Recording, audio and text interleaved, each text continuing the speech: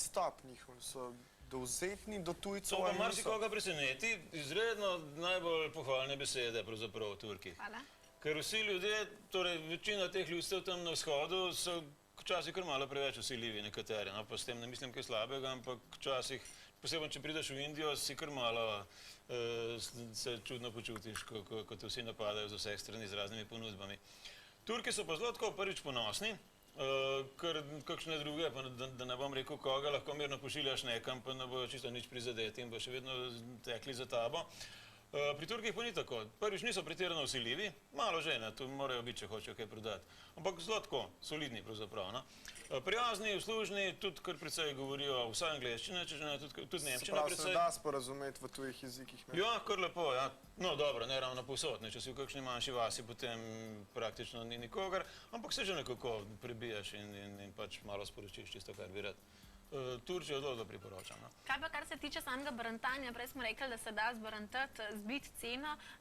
Vem, da pri Tajcih je tako, da se je treba smejati, biti prijazen, ne delati grobih, jeznih kretanj. Kako je pri Turkih? To se dobro pozila, res je na Tajskem tako. Mi smo bili, kot vidiš, najprej v Indiji, pa potem še v Afganistanu in tako naprej. In tam moraš biti že kar skoraj malo žaljiv do trgovca. V Turčiji? Ne, ko smo prišli pa nazaj v Turčijo, smo se že malo razvadili Afganistana in Indije, ker jih moraš skoraj nekam poslati, če hočeš, da dobiš dobro ceno. Potem smo pa isto poskusili v Turčiji, pa ni šlo več. So kar malo debelo gledali, tudi kakšni bi že kar malo užaljeni, tako da smo zelo hitro spremenili stil potem. Sicer pa Indija najbolj tako, promočno na Tajskem, recimo, kaj vem, v Indiji moraš priti tja, rečeš, koliko to stane, potem moraš iti pa stran, tega pa ne bom. In na Tajskem, če to isto narediš, te kar gledajo in nič niso preveč prizadeti, če greš stran. V Indiji seveda bo tekel za tabo še pol kilometra, tudi v Afganistanu, kaj podobnega. Kaj pa sama oblačila v Turčiji? Mora biti ženske zakrite pri obisku crkva? So muslimanski narod, ne, Turki? Kemal Atatürk je že pred davnimi leti uvedel to pravilo, da ženske ne smejo nositi feredže, moški pa ne fesa. Ker je to pač nekako ponižujoče za žensko. Mogoče da povemo, feredža je za žensko? Feredža je, oziroma čador v Iranu je tisto prikrinjalo za obraz.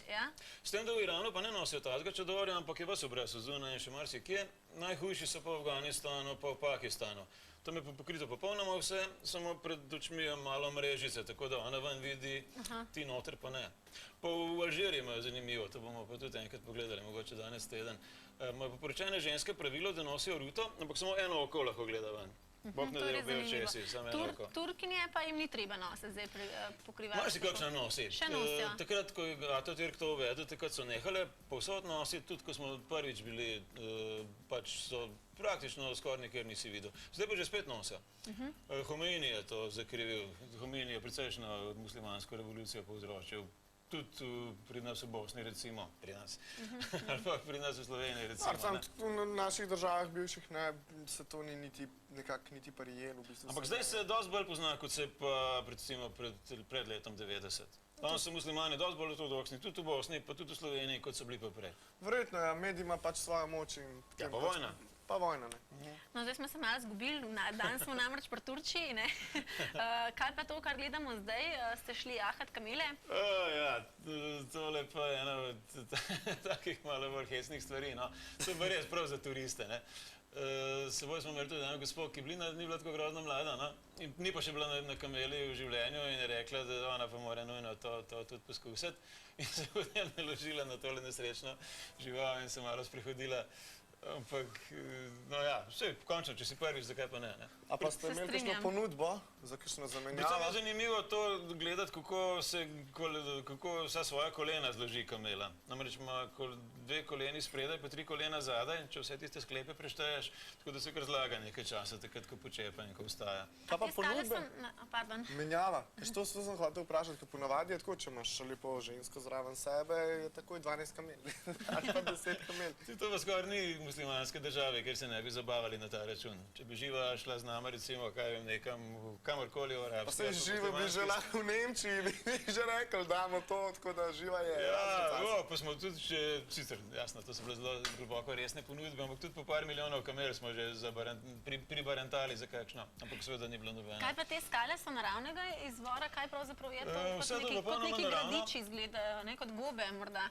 To prav na gobe tole spominja, ja. Zelo zanimivo. Namreč tele plasti so različno topne v vodi, ker so različno porozne.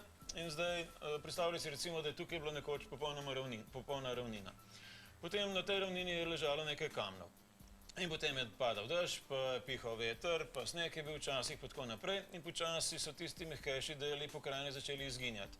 To, kar vidiš, to je bilo včasih 10 metrov više, vse skupaj. Tiste špice, ki jih vidiš, so bile pa nekoč na površini zemlje pravzaprav. Ampak voda je počasi izplakovala vse ostalo, tisto, kar je bilo bolj trdno, je pa ostalo tam, kjer je bilo. In povsod se je napravila špica, ker je mogoče samo en kamenček trden tam na vrhu. In pod njim je pač malo manj raztapljalo, kot povsod okrog, in so nastale take nenavadne špice, in to je prav edinstven Kot primer. gobe, res, ali pa eni gradiči. Ja, prav eno mesto, tako srednjeveško mesto. A ne? Pa spet na različnih delih Kapadokije je različna ta kamenina, tako da imaš najrazličnejših pokrajin, kolikor hočeš. Prvič, ko smo bili tam, smo s kombijem letali naokrog, cel teden, vsak dan v drugo dolino in posod je nekaj popolnoma drugačnega kot drugod. Pa že tukaj na vsakih nekaj 100 metrov vidiš kaj drugačnega kot druge. Tako da je res prav nekaj posebnega. Kaj pa sama oba?